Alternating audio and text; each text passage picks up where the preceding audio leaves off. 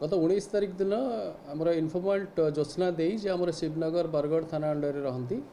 As हूँ 75 से senior citizen जड़े से गोटे घर चोरी होता संक्रांत गोटे रिपोर्ट करते से संक्रांत में आमर गोटे चोरी केस होता case number Bargarh police station case number 469/25।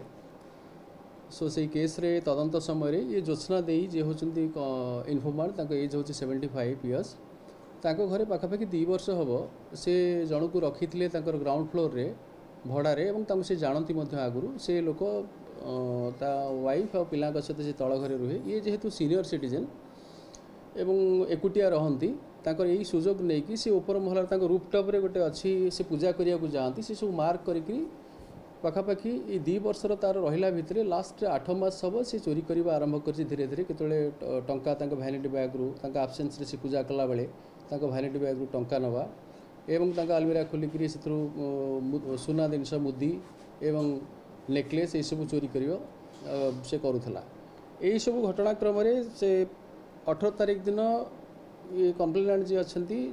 Jyotna दे सी देखीदे सामने पड़गला देखीदे से सब धाई पलैगला बाकी आब्सकंड होगला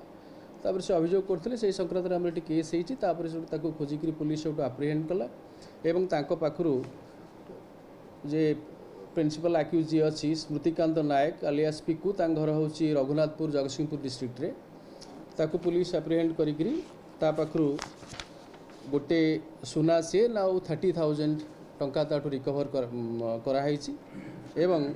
ताकू धरिक फर्दर इंटरोगेशन कला बेलू सी कन्फेस कला जे पुणी आउ जहाँ सी देसी ता ना हूँ मनोज कुमार रणा ताकू किसी चोरी होता जिनस देता पाखु रिसीवर हिसाब से पाखु गोटे गोल्ड चेन आउ 3टा सुना मुदी रिकवर कराई उभय को अरेस्ट कराई आज फरवर्ड कराऊँ।